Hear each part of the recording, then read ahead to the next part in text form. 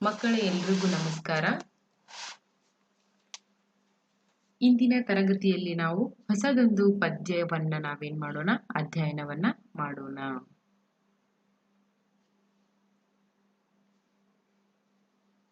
ಮಕ್ಕಳೇ, ಈಗೊಂದು ಚಿತ್ರವನ್ನ ನಾನು ನಿಮ್ಗೆ ತೋರಿಸ್ತೀನಿ. ಆ ಚಿತ್ರದಲ್ಲಿ ಏನಾಗ್ತಿದೆ ಅನ್ನೋದನ್ನ ನೀವೇನ್ ಮಾಡ್ಬೇಕು, ನನ್ಗೆ ಹೇಳ್ಬೇಕು. ಹೌದಾ? ಈಗ ಒಂದ್ ಮಗು ಏನ್ ಮಾಡ್ತಾ ಇದೆ, ಅಂಬೆಗಾಲನ್ನ ಇಡ್ತಾ ಹೋಗ್ತಾ ಇದೆ.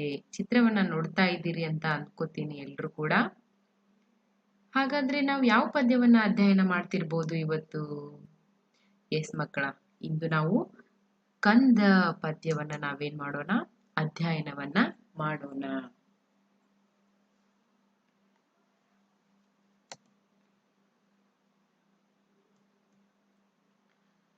ಕಂದ ಪದ್ಯ ಇದು ಒಂದು ಜನಪದ ಒಂದು ಗೀತೆ.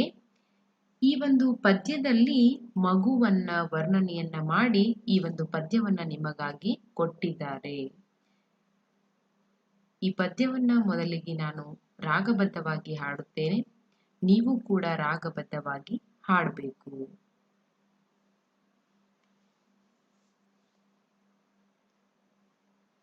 ಕೂಸು ಇದ್ದ ಮನಿಗೆ ಬೀಸಣಿಗೆ ಯಾತಕ, ಕೂಸು ಕಂದಯ್ಯ ಒಳ ಹೊರಗ, ಕೂಸು ಕಂದಯ್ಯ ಒಳ ಹೊರಗ, ಹಾಡಿದರೆ ಬೀಸಣಿಗೆ ಗಾಳಿ ಸುಳಿದಾವ.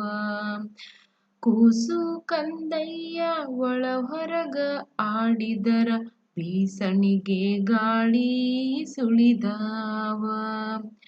ಆಡಿ ಬಾನನ ಕಂದ ಅಂಗಾಲ ತೊಳೆದೀನ, ಆಡಿ ಬಾನನ ಕಂದ ಅಂಗಾಲ ತೊಳೆದೀನ, ತೆಂಗಿನ ಕಾಯಿ ತಿಳಿ ನೀರ, ತೆಂಗಿನ ಕಾಯಿ ತಿಳಿ ನೀರ ತಕ್ಕೊಂಡು ಬಂಗಾರ ಮಾರಿ ತೊಳೆದೀನ. ಅಳುವ ಕಂದನ ತುಟಿಯು ಹವಳದ ಕುಡಿ ಹಾಂಗ, ಕುಡಿ ಹುಬ್ಬು ಬೇವಿನ ಎಸಳಾಂಗ.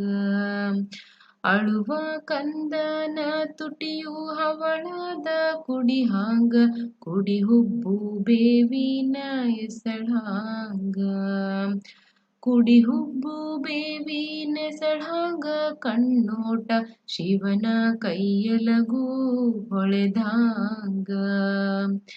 ಕಂದಾನ ಕಿರಿಕಿರಿ ಹಿಂದೇನು ಹೇಳಲಿ, ಬಿಂದಿಗೆ ಹಾಲು ಸುರಿವಂದ, ಬಿಂದಿಗೆ ಹಾಲು ಸುರಿವಂದ, ಚಂಜಿಯ ಚಂದ್ರಮನ ತಂದು ನಿಲ್ಲಿಸೆಂದ, ಚಂಜಿಯ ಚಂದ್ರಮನ ತಂದು ನಿಲ್ಲಿಸೆಂದ.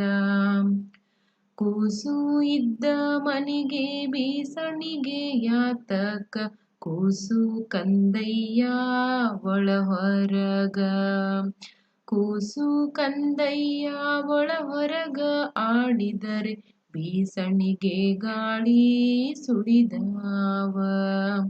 ಬೀಸಣಿಗೆ ಗಾಳಿ ಸುಳಿದಾವ, ಬೀಸಣಿಗೆ ಗಾಳಿ ಸುಳಿದಾವ.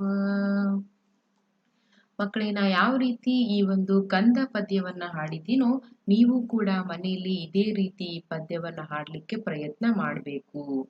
ಇಲ್ಲಿ ಒಂದ್ ಮಗು ಚಿತ್ರ ನಿಮ್ಗೆ ಕಾಣಿಸ್ತಾ ಇದೆ. ಏನೋ ಕೈಯಲ್ಲಿ ಒಂದು ಮಗು ಒಂದು ವಸ್ತುವನ್ನ ಇಟ್ಕೊಂಡಿದೆ. ಆ ಮಗುವನ್ನ ನೋಡ್ತಾ ಇದ್ರೆ ಆ ಮಗು ತುಂಬಾನೇ ಸಂತೋಷವಾಗಿದೆ ಅನ್ನೋದು ನಿಮ್ಗೆ ಗೊತ್ತಾಗುತ್ತೆ. ಹಾಗಾದ್ರೆ ಈ ಕಂದ ಪದ್ಯವನ್ನ ತಿಳಿಯುವುದಕ್ಕಿಂತ ಮುಂಚೆ ನಾವೇನ್ ಮಾಡೋಣ, ಈ ಕಂದ ಪದ್ಯಕ್ಕೆ ಸಂಬಂಧಿಸಿದಂತಹ ಪದಗಳ ಅರ್ಥಗಳನ್ನ ನಾವು ತಿಳಿದುಕೊಳ್ಳೋಣ.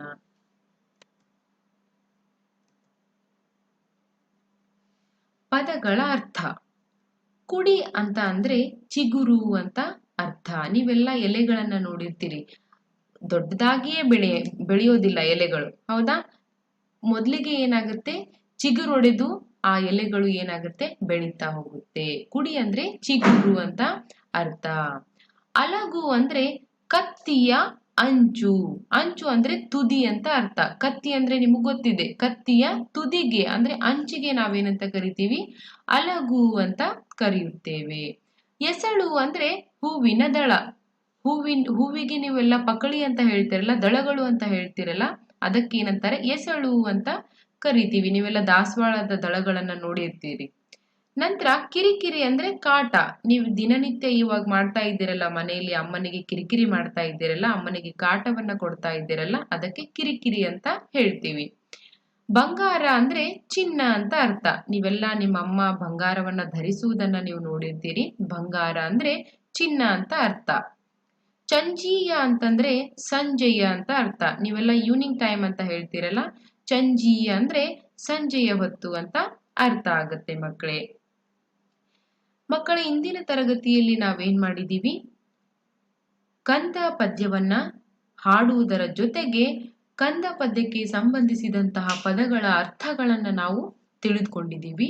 ಮುಂದಿನ ತರಗತಿಯಲ್ಲಿ ಕಂದ ಪದ್ಯದಲ್ಲಿರುವಂತಹ ಅರ್ಥವನ್ನ ನಾವು ನಿಮಗೆ ಹೇಳ್ಕೊಡ್ತೀನಿ. ಧನ್ಯವಾದಗಳು. ಒಳ್ಳೆಯದಾಗ್ಲಿ.